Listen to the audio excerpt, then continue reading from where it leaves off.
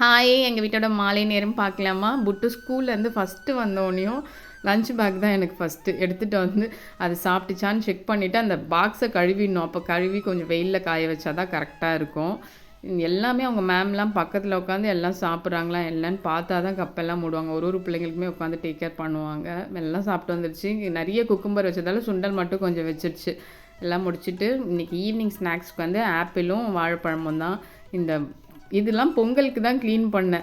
அந்த அவசரமாக காத்தால சமைச்சிட்டு கை வைக்கும்போது அந்த ஈரம், அந்த பொருளெல்லாம் ஒட்டி அதனால எல்லாத்தையும் க்ளீன் பண்ணி எல்லாம் கழுவி கமுத்தாச்சு. ஈவினிங் வந்து நிறைய ப்ரெட் இருந்துச்சு. அதனால சரி எப்போவுமே எதுவும் ஸ்வீட்ஸ் எல்லாம் செய்ய மாட்டோம். எப்போவாவது சாப்பிட்ணுன்னு தோணும்போது இன்றைக்கி ப்ரெட் அல்வா செஞ்சு சாப்பிட்லான்னு ப்ரெட்டு வந்து ஒரு 8 ஸ்லைஸ் தான், நிறைய எடுக்கல. கட் பண்ணி பொரிச்சிட்டேன். எண்ணெயும் நெய்யும் சேர்த்து பொரிச்சு வச்சுட்டு அதுக்கப்புறம் சரி எப்பயுமே 5 மணி ஆனால் புட்டு வந்து சைக்கிள் ஓட்ட கூட்டிகிட்டு போவோம். 1 மணி நேரமாவது விளையாட வச்சுருவோம் வெளியே. அதனால் நானும் அப்படியே நடந்துடுவேன். விளாண்டுட்டு 6 மணிக்கு வந்துட்டு கொஞ்சம் நேரம் உட்காந்துட்டு அதுக்கப்புறம் பொரிச்சு வச்ச ப்ரெட்டை வந்து நான் இந்த சுகர் சிரப்பில் சேர்க்கலைன்னா ரொம்ப சுகர் இருக்குன்னு சொல்லிட்டு இந்த மைல்டாக இருக்கணுன்ட்டு பாலில் தான் போட்டு செஞ்சுருந்தேன்.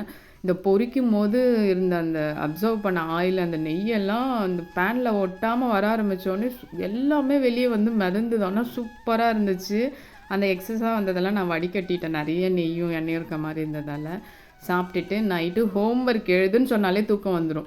விளாண்டுக்கிட்டே இருக்கணும், படிக்கவே கூடாது, தூக்கம் வந்துடும்னு சொன்னதால் சரி கொஞ்சம் எழுதுன்னு எழுத வச்சுட்டு சரி காலையில் செஞ்ச பன்னீர் எல்லாம் இருந்துச்சு.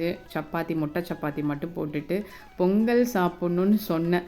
சந்தோஷ் பொங்கல், கேசரி, சாம்பார், வடை நிறைய அதான் காலையிலேருந்து மதியம் வரைக்கும் கரெக்டாக சாப்பிடுவோம். இந்த நைட்டான நிறைய ஏதாவது சாப்பிட்டுட்டு அப்படியே ஒரு மாதிரி ஆகிடும். எல்லாம் சாப்பிட்டு முடிச்சாச்சு. பை.